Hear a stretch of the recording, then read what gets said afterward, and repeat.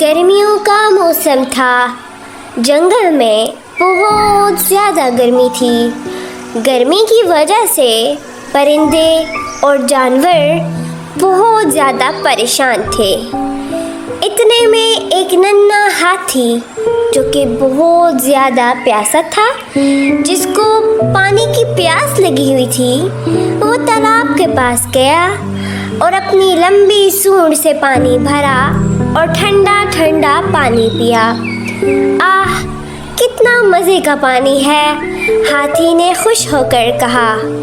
جب اس نے پانی پی لیا تو ادھر ہی اچانک ہاتھی کو ایک شرارت سوجی۔ اس نے اپنی سونڈ میں پانی بھرا اور چھپا کر بندر، خرگوش اور ہرن پر پھینک دیا۔ اس کے دوست بہت زیادہ حیران ہو گئے اور پھر زور زور سے ہنسنے لگے۔ بندر بولا، ارے واہ ہاتھی، یہ تو بہت مزے کا پانی ہے۔